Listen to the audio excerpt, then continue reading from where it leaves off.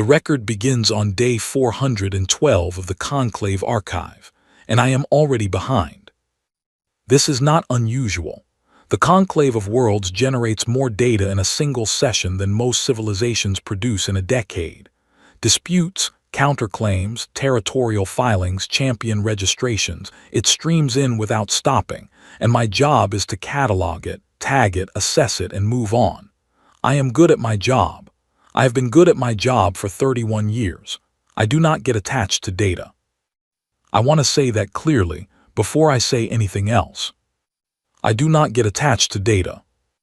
The Volcae filed their claim against humanity on a Tuesday. I know it was a Tuesday because I remember thinking that large civilizational ultimatums should not arrive on Tuesdays. They should arrive on days that feel heavier. Tuesdays are for minor disputes and administrative corrections. The Volcae disagreed with my scheduling preferences. Their claim was simple, as threats go. Humanity's outer colonies, 14 of them, spread across 3 adjacent systems, were declared forfeit, absorbed. The Volcae had been expanding their territorial boundary for 11 years in that direction, and humanity's presence was, in their words, an inconvenience that had overstayed its welcome. They gave humanity 7 days to acknowledge the claim and begin withdrawal. 7 days. I filed it under Priority Red, which is our designation for situations that historically end in war. I flagged the human delegation for notification. I attached the standard documentation packet, legal precedents, conclave arbitration options, historical outcomes of similar claims. Then I went back to my other work, because that is what you do. I expected humanity to file a counterclaim. Every civilization does. There is a process. You register your objection, you present your champion, you demonstrate civilizational standing through whatever metric your species excels at: a combat record, philosophical output, theological weight, sheer military presence. The conclave weighs it. A resolution is reached. Someone loses something. That is the process. Humanity did not follow the process. On day 2 of the 7, their delegation submitted a single document. It was not a counterclaim. It was not a legal filing. It was a champion registration form, filled out in handwriting, actual handwriting, ink on paper, which is so rare in these proceedings that our scanning system initially flagged it as an anomaly and routed it to the wrong department. I retrieved it from the wrong department. I read it. The champion's name was Dale Kovacs. Age, 63, profession as listed, retired, previous diplomatic experience, none listed, combat record, none listed. Under the field marked civilizational achievements, someone had written in that same unhurried handwriting, got pretty good at listening. I stared at that form for longer than I should have. Then I cross-referenced it against human databases, because I am thorough, and because something about the form made me want to be very sure I was not misreading it. Dale Kovacs, 63 years old, from a mid-sized human city called Duluth, which apparently sits next to a very large lake. 32 years delivering mail for his local government postal service. Retired 4 years ago. Volunteer crisis counselor for the last 11. One notable incident on record, a standoff on a bridge, 6 hours long, resolved without injury. The official report noted that Kovacs had used, quote, non-standard methods, and that those methods had consisted primarily of sitting down on the cold bridge railing next to the individual in crisis and talking about his dog. His dog had been dead for 3 years at the time. He talked about it like it was still alive. The individual came off the bridge. I read that report twice. Then I filed Dale Kovacs's registration and went to watch the arrival footage, because every champion arrival is logged visually, and it is part of my job to catalog it. The other champions arrive the way champions always arrive. The Volcae sent the Undying Blade, a title, not a name, though by this point the title had been held by the same individual for 40 years, which tells you something about what 40 years of Volcae championship does to a person. 7 feet of engineered physiology, 17 confirmed territorial resolutions, wearing ceremonial armor that our sensors registered as containing enough embedded weaponry to level a city block. The blade stepped off the transport, and the dock went quiet in that particular way that happens when something very dangerous enters a room. The Theshan choir sent the voice that sundered moons. The voice was bioluminescent, meaning it produced its own light, soft and shifting, blue cycling into gold, and it moved like something that had never once in its long life been in a hurry, because nothing had ever been able to make it hurry. Its record of civilizational disputes resolved stretched back 3 centuries. It had ended 2 wars by singing at them. I do not mean that metaphorically. It had sung, and the wars had stopped, because something in the harmonic frequency of the voice's register affected the neurological decision-making of most known species at a physiological level. When the voice arrived, 6 junior archivists in my department reported feeling an involuntary urge to cry. They filed it as a workplace incident. I told them to drink water and get back to work. I did not tell them I had felt it too. Then Dale Kovacs arrived. He came off a standard passenger transport, not a diplomatic vessel, a passenger transport, the kind that makes 12 stops and serves mediocre food in small sealed containers. He was carrying a bag over one shoulder and a thermos in his right hand. The thermos was silver, dented on one side in a way that suggested it had been dropped from a meaningful height at some point in its life and simply gotten back up. He was wearing a jacket that was slightly too large for him, the kind of jacket that has been worn so long it has stopped being a piece of clothing and started being a condition. He stepped onto the dock. He looked around. He located a junior official from the human delegation and said, "I have the audio. I have listened to it more times than I can justify. Is there a bathroom near here? And is there any chance of real coffee? Because whatever they served on that ship is doing me no favors." The junior official pointed. Dale Kovacs nodded, said terrific, and walked in the direction of the bathrooms. The undying blade watched him go. I have the footage of that too. The blade's expression is not something I can read easily. Volkai faces are not structured for the range of human expression. But I have shown this footage to 17 different xenolinguists, and they have reached a rough consensus. The blade was confused. Not threatened, not dismissive, confused. The particular confusion of something that has walked into a room and found a piece of furniture where it expected to find an opponent. The galaxy had 7 days. I filed my first report that night. Standard format, civilizational threat assessment. I noted that humanity's champion had arrived without incident. I noted his credentials, or rather his lack of them. I wrote in the summary field that the Volkai claim appeared likely to proceed uncontested given the apparent disparity between the registered champions. I nearly submitted it. I did not submit it. I do not know why. I have thought about this since. I think it was the form, the handwriting. Got pretty good at listening, written by someone who saw no reason to be ashamed of it. I flagged the report as pending and went back to the footage. Dale Kovacs had found the vending machine. He was standing in front of it with his head tilted slightly to one side, reading the options with the focused attention of someone who has decided this is the most important decision of the immediate moment. His thermos was under his arm. He selected something, waited, collected it, looked at it, and nodded once, not with satisfaction exactly, more with the resigned acceptance of someone who has made their peace with the available options. He sat down on a bench nearby. He drank his coffee. Around him, the conclave of worlds was spinning up for the most significant diplomatic session in a decade. 17 civilizations, 14 disputed territories, champions who had ended wars and leveled cities and sung entire armies into laying down their weapons. Dale Kovacs drank his coffee and watched the foot traffic go by with the calm, unhurried attention of someone with nowhere better to be. I watched him watch it. The undying blade passed through the corridor 20 minutes later, flanked by 6 handlers and wearing full ceremonial armor at 9 in the morning. Because the blade was always performing something, it passed the bench where Dale Kovacs was sitting. Dale looked up. He raised his thermos.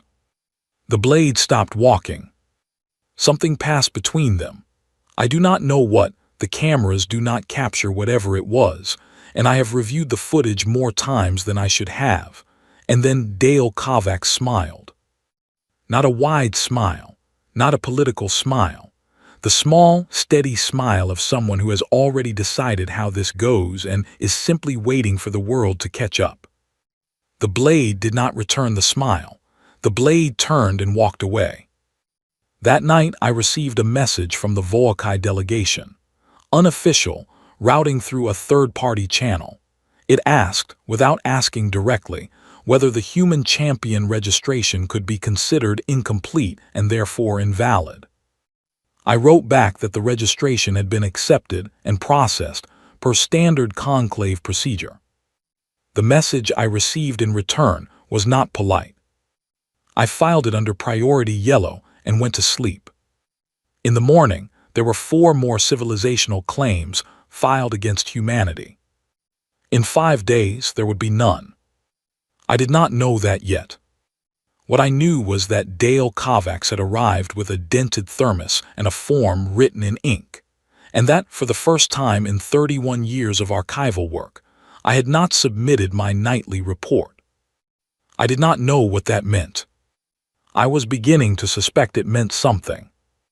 The morning of day 1 at the conclave, I positioned 3 additional recording units in the main arena. This was not standard procedure. I told my supervisor it was a calibration exercise. My supervisor did not question this, because in 31 years I had never given anyone a reason to question my calibration exercises. It was not a calibration exercise. It was that I wanted to see clearly. The Volkai filed for formal arbitration at 7 in the morning, which meant the arena session would begin at 9. Formal arbitration under conclave rules meant the 2 registered champions would meet in the primary chamber, present their cases through whatever means their civilization favored, and the presiding council of 7 would render a judgment. In practice, this meant combat about 60% of the time, philosophical debate about 25% of the time, and something categorized in our records as demonstration of civilizational character, the remaining 15. That last category is the one that causes archivists the most trouble. It is the category where things happen that do not fit the other 2. Dale Kovacs arrived at the arena at 8:52. He was wearing the same jacket. The undying blade arrived at 8:54 in a formal procession. Handlers arranged in a 7-point ceremonial formation, carrying a weapon that I will not describe in detail, except to note that our sensors registered it as capable of penetrating 6 inches of reinforced alloy, and that it had a name in the Volkai language that translates loosely as the word that ends the argument. The arena seated 400. Every seat was occupied. Feeds were running to 6-star systems. I know because I checked the viewer count and then checked it again because the number seemed too large. The presiding council called the session to order. The blade rose, made the formal declaration of claim in a voice calibrated for maximum acoustic impact. 17 sentences. Each one landed in the room like a stone dropped into still water. The council turned to Dale Kovacs. Dale stood. He said, before I respond formally, would it be all right if I asked a question? Just one. The council conferred briefly. Under conclave rules, pre-response clarification was permitted. They allowed it. Dale looked at the blade. That scar on your left side, he said. How old were you? The arena went silent. Not the polite silence of an audience waiting. The tight, held silence of 400 beings who have just heard something land in a place nobody expected. The blade did not move. Its handlers moved, 3 of them shifted position in the way that handlers shift when a situation has left the map they prepared for. The lead handler said something through the internal comm system, low and fast. I have the audio. It was a warning to the blade not to engage with misdirection tactics. The blade heard it. The blade did not follow it. Young, the blade said. One word. The Volkai language is not built for one-word answers in formal settings. A single-word response in their register carries the weight of something deliberate, something chosen at the expense of everything that could have come after it. Dale nodded slowly, like he had expected exactly that answer. Did anyone sit with you afterward, he said, or did they just move on to the next thing? The handlers were fully alarmed now. 2 of them stepped forward. The council raised a hand to keep order. The arena was so quiet I could hear the recording units I had set up, their faint electronic hum. The blade was very still. In 40 years of championship, I pulled the records, I checked. The undying blade had never been still in an open session. It was always moving, always occupying space, always making the room aware of exactly what it was. This stillness was new. They moved on, the blade said. Dale Kovacs sat down on the edge of the arena platform. This is not a thing you do in formal arbitration. The arena platform is a designated standing space. No conclave rule technically prohibits sitting on it, because no one had ever done it before, and therefore no one had ever thought to prohibit it. Yeah, Dale said, they usually do. He set his thermos on the platform beside him. You want to tell me about it? What followed was not recorded in the official conclave proceedings. The presiding council later determined that the session had entered informal resolution dialogue at the 11-minute mark, which is a classification that allows for confidential exchange, meaning the official record goes quiet. My additional recording units were not official. The session lasted 6 hours and 43 minutes. I have the audio of all of it. I have listened to it many times. I will not reproduce it in full here. I am not sure I have the right to, and I am not sure it would be comprehensible in summary anyway, because what happened in those 6 hours and 43 minutes was not an argument, and it was not a negotiation, and it was not a demonstration of force or philosophy or theological weight. It was a conversation. The blade talked, Dale listened. Sometimes Dale talked. The blade listened. They went back and forth in the unhurried way of 2 people who have agreed, without saying so, that time is not the enemy of this particular exchange. I can tell you some of what was said. The blade talked about being young and being shaped into something that had no room for anything that wasn't useful. Dale talked about his route, 32 years of the same streets, the same doors, the same faces, and what you learn about people when you see them every day without ever being important to them. The blade asked what you do with that knowledge. Dale said mostly just carry it, sometimes it's useful. The blade asked when. Dale said, when someone needs to not be alone in something. There was a long silence on the recording after that, long enough that I checked the equipment to make sure it was still running. It was. The blade said, the colonies your people built in the outer systems, our expansion would have required their removal. Dale said, yeah. The blade said, there are 12,000 people living in the smallest of those colonies. Dale said 12,431. I looked it up. The silence after that was different from the earlier ones. It was the silence of someone recalculating something they thought was already settled. At the 6 hour and 40-minute mark, the blade stood. Not in the way it had stood before, the formal, weaponized standing of a champion in an arena. It stood the way a person stands when they have been sitting for a long time, and their body has remembered what stillness costs. It said, I will speak with the High Council. Dale nodded. You want the coffee, he said. I know it's been a long one. The blade looked at the thermos. What is in it? Dark roast, Dale said. Nothing fancy. The blade considered this for a moment. No, it said, thank you. It left the arena. The official proceedings resumed 40 minutes later to hear the formal withdrawal of the Vaokai territorial claim. The stated reason on record was procedural reassessment of disputed boundary classifications. 4 members of the press corps filed requests for clarification. The Vaokai delegation did not respond. I filed my report that night. I described the outcome accurately. I described the method as dialogue-based resolution. In the summary field I wrote, the human champion demonstrated no measurable confrontational capability, resolution achieved through undetermined means. My supervisor sent back a note asking me to clarify what undetermined means referred to. I wrote, still assessing.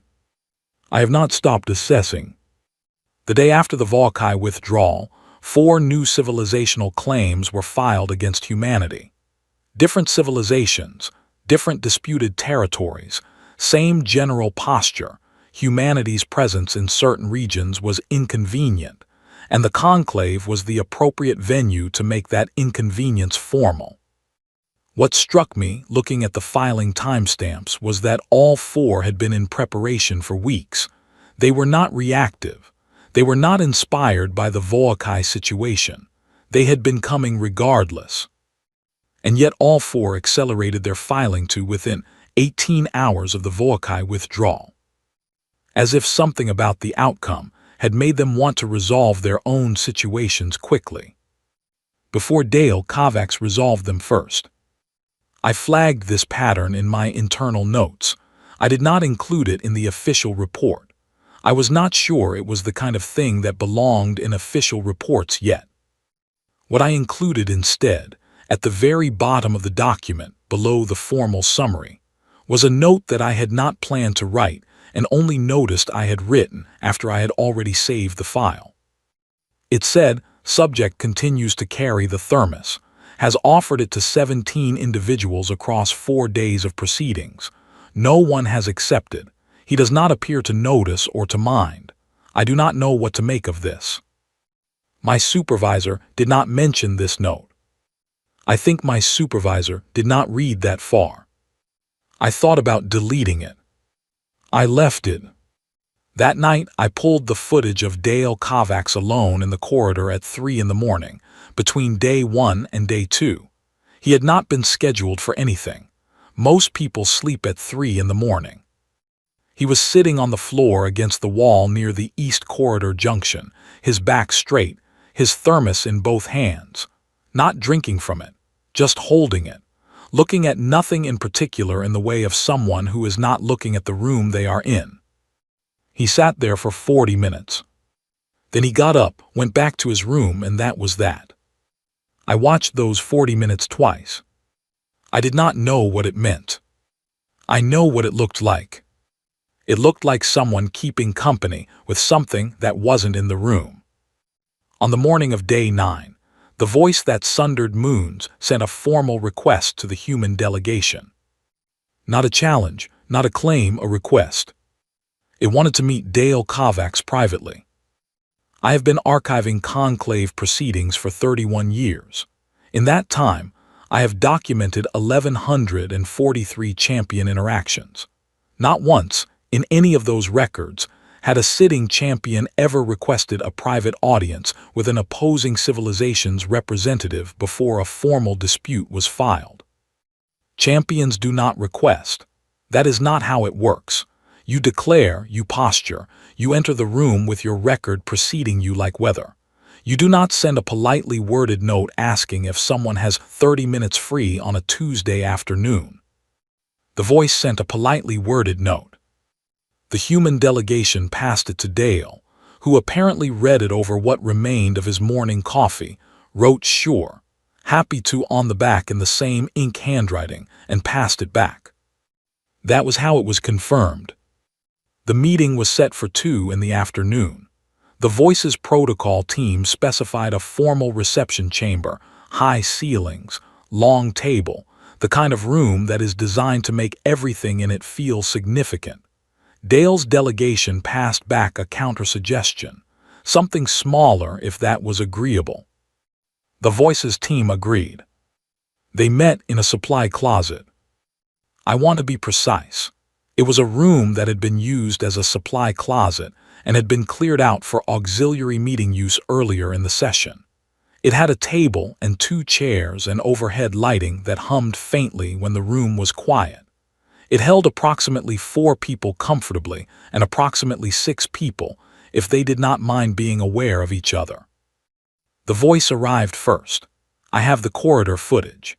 It moved through the hallway in that slow, light-producing way. It had blue into gold, gold into blue, and its protocol officer was visibly troubled by the room situation, typing something rapidly on a communications device and looking at the door with the expression of someone trying to decide how strongly to object. The Voice stopped the protocol officer with a gesture. It went in. Dale arrived 2 minutes later with the thermos. He stuck his head in first, assessed the space, said, "Good room. I like a room you can hear yourself think in." He went in. The door closed. What I have of the next 40 minutes comes from 3 sources. The corridor audio pickup, which is low quality and partial. A written account produced by the Voices protocol officer, who was listening at the door and documented what they could hear.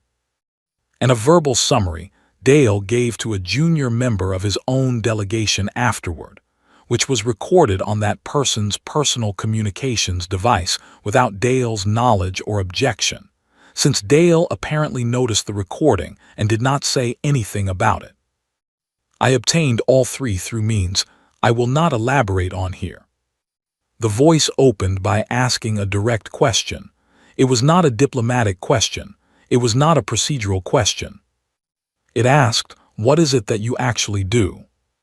Dale said he was not sure he had a clean answer for that. The Voice said it had watched the Voikai session in its entirety. It said that what it had observed did not correspond to any arbitration methodology in the conclave's documented history. It said it wanted to understand the mechanism. Dale thought about this for a moment. He said, "I'm not sure there is one. I just try to stay in the room." The Voice asked what that meant. He said most people, when a conversation gets hard, find a reason to leave. They check something. They remember an appointment. They change the subject. They do not even always know they are doing it. It is just what happens when things get uncomfortable. You find the exit and you take it. He said he did not take the exit. The Voice asked why not. There was a pause long enough to appear in the protocol officer's written account as, I am quoting, extended silence, approximately 20 seconds. Dale said, "Because I remember what it felt like when everyone left mine." The protocol officer wrote that the Voice did not respond to this for a long time. The written account has a single additional note here in smaller writing as if added afterward. The light it produces changed. I do not know the right word. It went quieter. I read that note several times. Then I went back to the audio. The Voice eventually said, "The Theshan Choir has maintained a territorial buffer adjacent to your homeworld system for 3 centuries. Our position has always been that human expansion patterns present a long-term civilizational risk." Dale said, "Is that what you actually believe, or is that the argument?" Another pause. "I am not certain," the Voice said, "that I have been asked that question before." Dale said, "What would help you figure it out?" What followed was a conversation I cannot fully reconstruct, because the corridor audio deteriorates significantly in the middle section. The protocol officer's written notes become sparse, just fragments, words and partial sentences. Thesha appears 3 times. Before the Wars appears twice. At one point the officer simply wrote the word still and underlined it, and I do not know what was happening in the room when that was written. What I know is the outcome. The meeting lasted 42 minutes. When the door opened, Dale came out first. He held the door for the voice. The voice came out and paused in the corridor, that blue-gold light doing its slow cycling, and looked at Dale for a long moment. It said, in a register I could hear clearly even on the degraded audio, "Thank you for the room." Dale said, "Anytime." The voice went back down the corridor. Dale looked at the closed door for a moment. Then he looked at his thermos. He shook it slightly, assessing the contents. Apparently satisfied, he walked in the direction of the vending machine. His delegation caught up with him at the corner. A senior diplomat, a woman named Carol Hinz, mid-40s, who had been managing human interests at the conclave for 8 years, fell into step beside him. She said, "How did it go?" Dale said, "Good, I think. Good conversation." Carol said, "The voice hasn't spoken in a formal session in 19 days. We need it to withdraw the buffer claim before the council session on Friday." Dale said, "Give it some time." Carol said, "Dale, we don't have a lot of time." Dale said, "It needs to think, let it think." He looked at her sideways. "Have you eaten today?" She stared at him. "There's a place 2 corridors over that does a decent soup," he said. "Come on." The recording ends there. The voice did not speak for 19 days. On the 20th day, it filed a formal withdrawal of the Theshan Choir's 3-century territorial buffer claim. The stated reason, in its own filing language, translated to something that does not map cleanly to conclave legal terminology. The closest rendering our translation team could produce was, "The grounds for concern have been reconsidered in light of new understanding." 3 journalists requested comment from the Theshan delegation. The delegation referred them to the filing. The filing said nothing further. I put together my report, standard language, resolution achieved, methodology, dialogue-based engagement, classification pending. I wrote it cleanly, submitted it on time, went home. At 11 that night, I opened a new document. Not an official one, a personal file on my own system, in a folder I had never created before. I labeled it simply with the date. I wrote, "I have been studying Dale Kovacs for 62 days. I have begun to notice that I am no longer neutral. I do not know when this happened. I am flagging this for supervisory review." I paused. I wrote, "I have not filed the flag." I stared at that for a while. Then I went back to the corridor footage, to the 3 in the morning clip I had watched before. The supply closet corridor was empty now, lit in the same flat overnight light, the same faint hum of the climate system the only sound. The same wall where Dale had sat with his thermos. I watched the empty corridor for a few minutes. Then I closed the file and went to sleep. In the morning, there was a note on my desk from my supervisor, asking me to prepare a threat assessment for the upcoming session involving the CREF. I looked at the note for a long time. I looked at the name. The CREF. I opened the file. I began to read. There is a moment in archival work when a document stops being data. It happens rarely. In 31 years, it has happened to me perhaps 4 or 5 times. You are reading something, a record, a report, a transcribed exchange, and midway through a sentence it stops being a collection of information and becomes something with weight, something that presses back against you. The CREF file pressed back. I read it over 2 nights. Not because it was long, but that was not why. I read it slowly because I kept stopping, kept going back to the beginning of sections I had already read to make sure I had understood them correctly. I had understood them correctly. The CREF are the oldest apex predator in the known galaxy. This is not a poetic description. It is a biological classification. They evolved on a world where every other living thing was either prey or obstacle, and over millions of years they became very good at being neither, silicon-based biology. No pain response, not reduced, not managed, not chemically suppressed. Absent. Their nervous system does not carry that signal. There is simply no pathway for it. No social cognition above the level of pack dynamics. Our xenobiologists had spent 60 years trying to determine whether the creth had anything that could be called inner life in the way most species understand that term. The current consensus, as of the most recent published assessment, was unknown. They do not negotiate. This is not stubbornness or cultural preference. Negotiation requires the ability to model another entity's position and weigh it against your own. The creth do not perform this operation. They are not built for it. They had sent a champion to the conclave once before, 40 years ago. That session lasted 11 minutes.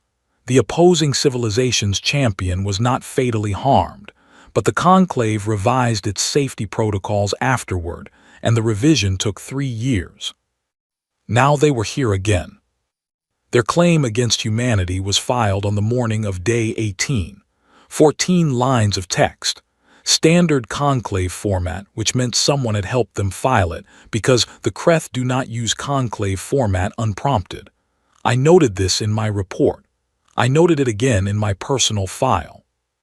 Someone had helped them file this claim.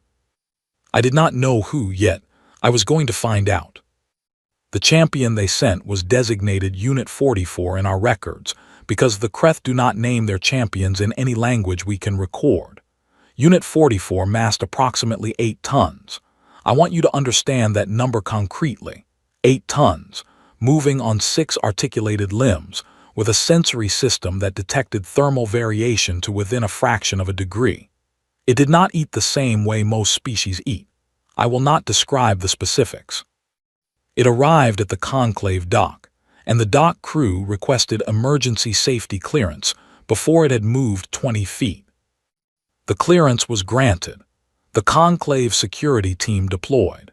Unit 44 moved through the entry corridor at exactly the pace it chose to move, and nothing the security team had on hand would have changed that pace.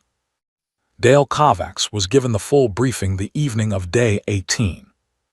Carol Hines presented it herself in his room, with 2 additional senior members of the human delegation present. I do not have audio of this briefing. What I have is Carol's written notes from after the fact, filed internally and obtained by me through a method I am going to stop accounting for in this record, because accounting for it every time is becoming uncomfortable.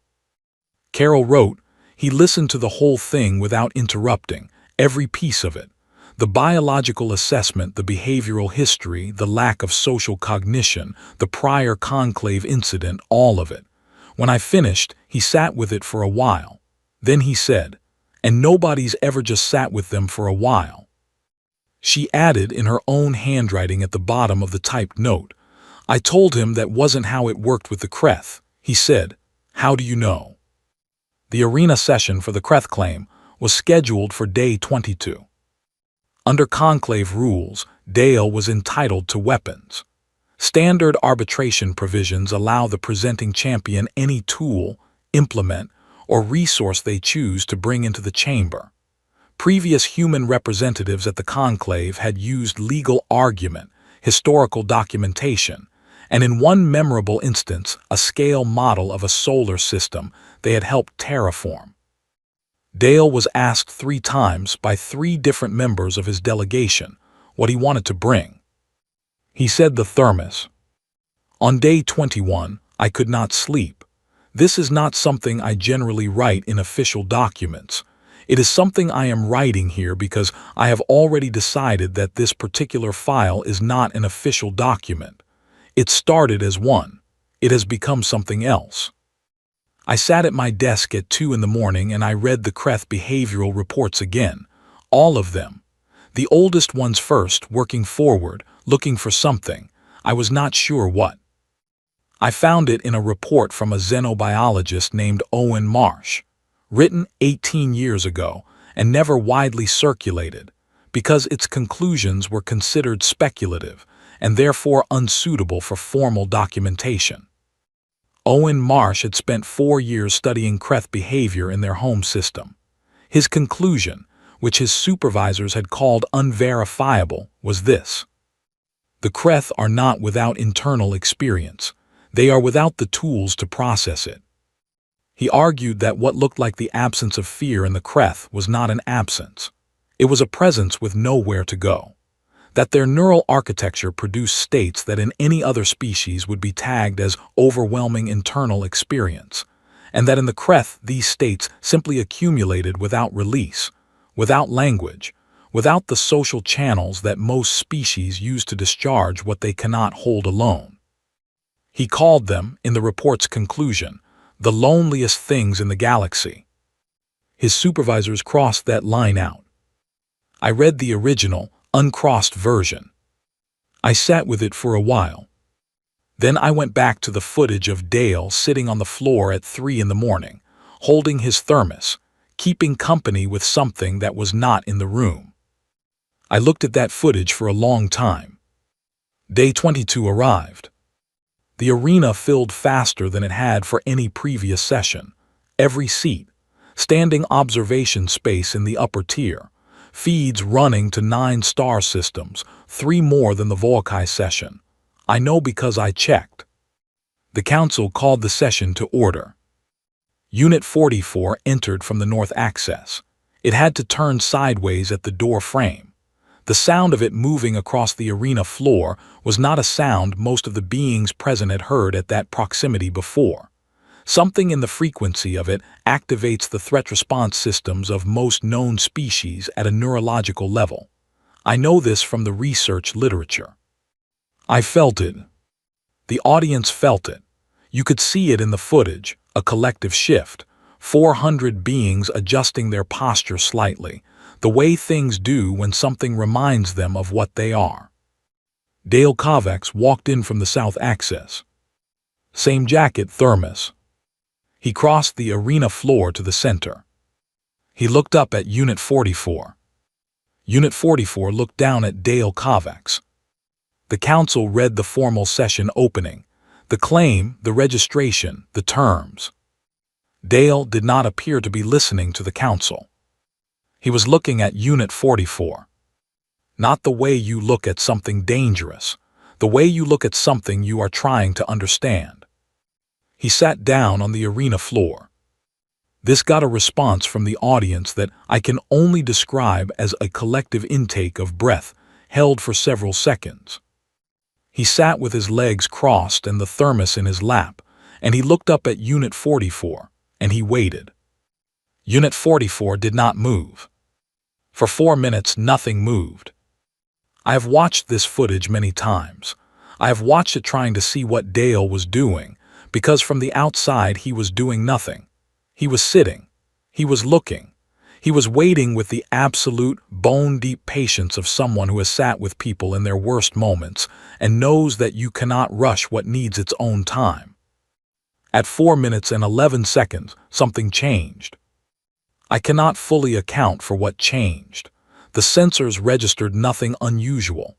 Unit 44 did not move, did not make a sound, did not do anything that would show up in any data stream I have access to. Dale Kovacs nodded once. Slowly, as if he had just received the answer to a question. He stood. He looked at Unit 44 for another moment. Then he turned and walked back across the arena floor. He reached the south access. He went through it. He was gone. Unit 44 stood in the arena center for 7 additional seconds. Then it turned, walked back to the north access, went through it. It was gone too. The council, the audience, the 9 star systems watching, all of us, we sat in a silence that lasted almost a full minute. The council lead finally said, formally, into the record, "The session is recessed for consultation." That recess lasted 6 hours. At the end of it, the Kreth delegation filed a withdrawal of their territorial claim. No reason was given. The Kreth have no language in the conclave filing system for the category of reason that would have applied. The withdrawal was simply there, filed correctly, complete, final. Carol Hins found Dale in the corridor, outside the vending machines. She said, "What did you do?" Dale said, "Nothing much." She said, "Dale, 9 systems were watching." He looked at his thermos. "It was just scared," he said. Carol said, "It doesn't have a fear response. We have the biological documentation. There is no fear response in the Kreth neural architecture." Dale said, "The documentation's wrong." She looked at him. He looked at her. "The biggest, oldest thing in the room," he said, "and it had never once had anyone sit with it in it." He shook the thermos, found it empty, looked at the vending machine. "You hungry?" he said. "I think it's past noon." He went to the machine. Carol Hinn stood in the corridor and did not move for a while. "I have that footage too. I have watched it a number of times.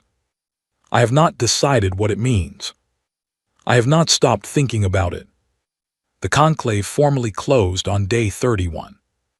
Every claim filed against humanity had been withdrawn.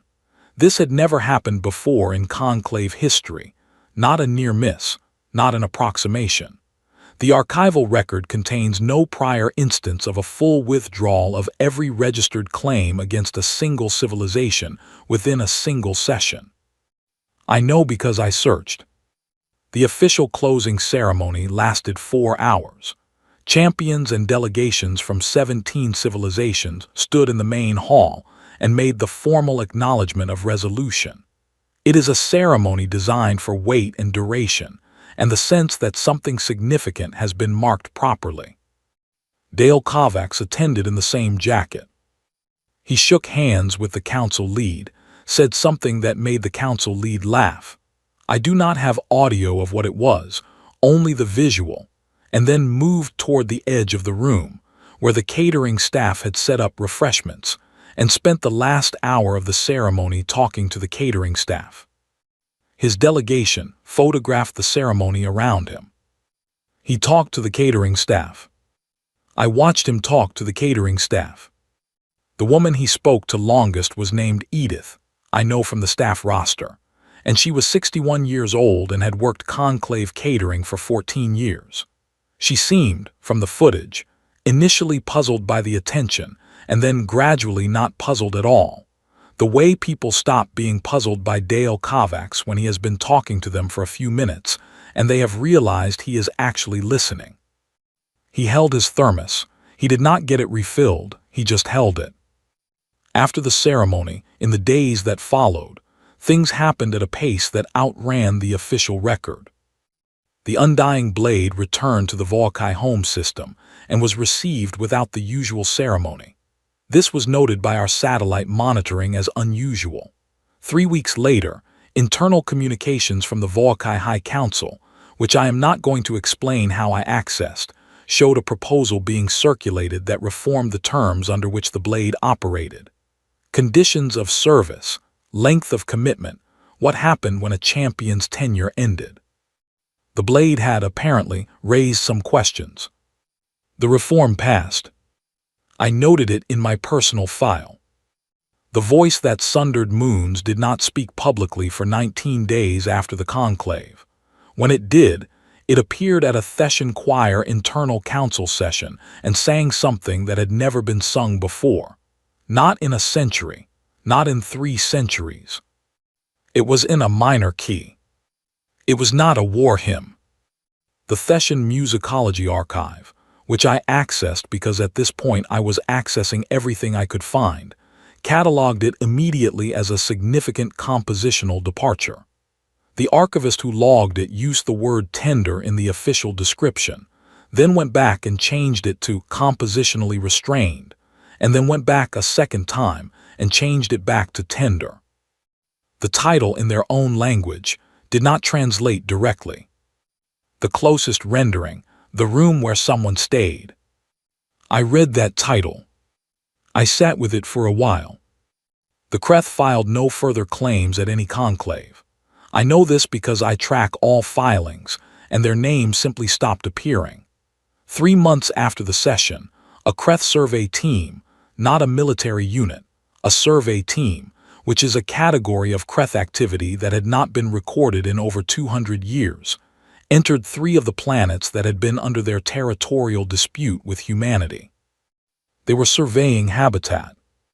6 months later, a formal agreement was reached, not through the conclave, through direct contact, which the Kreth had also not done in recorded history, returning the 3 planets to human management.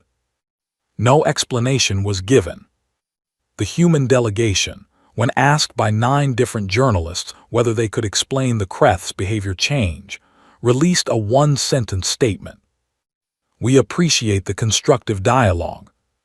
That was all they said. Every journalist filed a follow-up request. The delegation did not respond. I read that statement several times looking for something in it. I did not find anything, which I decided was itself the finding. Owen Marsh, the xenobiologist whose report on Kreth internal experience had been suppressed, received a communication from the Conclave's Scientific Advisory Board 3 months after the session. The communication informed him that his findings had been reviewed and reclassified from speculative to pending formal verification. He had been waiting 18 years for that reclassification. He told a colleague, "I have the message," that he sat with the reclassification notice for a long time before he could bring himself to respond. He used the phrase "sat with it." I noticed things now that I did not use to notice. My supervisor asked me in the 7th week after the conclave closed whether I had completed the final formal assessment. The long one, 60 pages. Standard format, civilizational threat classification, champion capability analysis, recommended response posture regarding humanity. I told my supervisor I was still working on it. My supervisor said the assessment was 3 weeks overdue. I said I knew. My supervisor said, with the patience of someone managing an archivist who has never been 3 weeks late on anything in 31 years, that they would appreciate the document by end of week. I sat down to write it. I opened the template. The template has 43 sections. Section 1, Champion Physical Capability Assessment. Section 2, Combat Record Analysis. Section 3, Demonstrated Threat Potential. It goes on like that. I looked at the 43 sections. I looked at my notes. I looked at 612 hours of recorded footage, 4 personal audio files, 2 written accounts, 1 xenobiological report that had been suppressed for 18 years, and a song title that did not translate cleanly. I closed the template. I opened a new document. I wrote 3 sentences. Humanity's champion demonstrated no measurable combat capability. Humanity's champion resolved every dispute filed against them. We do not have a category for what he is, and I believe creating one would be a mistake. I looked at those 3 sentences for a while. Then I submitted them. My supervisor sent back a reply within the hour. It asked, with increasing formal weight, for the full 60-page assessment. I wrote back that I had submitted my complete finding. My supervisor escalated. I tendered my resignation. I want to be clear, this was not an impulsive decision. I have thought about it since, reconstructing the moment, and it does not feel impulsive in retrospect. It feels like the most accurate thing I did in 31 years of archival work. The job is to record and classify what you observe. I had recorded what I observed. I could not classify it. Attempting to force it into a classification would have been, at this point, a falsification of the record. I could not falsify the record. I resigned. Dale Kovacs was home by then. I know this because the human delegation's departure manifest, which is a matter of formal conclave record, lists his return travel as a standard commercial flight, the same carrier, same class of service, as his outbound journey. He did not take a diplomatic transport. He did not accept the formal farewell that 3 civilizations offered through their delegations. He flew home on a Tuesday. I have a photograph taken by a human press agency, not commissioned, not arranged, just someone with a camera at the right moment of Dale Kovacs in a departure terminal, sitting on one of those low plastic chairs that departure terminals have everywhere in the galaxy, apparently universal because no civilization has yet improved on the low plastic chair. He has his bag at his feet, his jacket, his thermos on the seat beside him. He is looking at nothing in particular. He looks like someone who is thinking about something quietly and is in no hurry to stop. I have looked at this photograph a number of times. A neighbor asked him when he got home how the trip was. This is from an interview the neighbor gave to a local journalist, small publication, not widely circulated. The journalist asked her what Dale had said. She said he told her it was long, but the coffee was good. She said she asked if he had saved the world. She said he thought about it. She said he told her he had just talked to some people. The journalist asked if she believed him. She said she did not know. She said he went inside and she could see through his kitchen window that he made coffee and sat at the table and just sat there for a while in the quiet. The journalist wrote that it made her feel something she could not name exactly. I know what she means. I resigned from my position on a Friday. I had worked there for 31 years, 2 months and 11 days. I cleared my desk. I transferred my active files to my replacement. I kept one thing, a printout of the original champion registration form, ink handwriting on paper, the one that started this.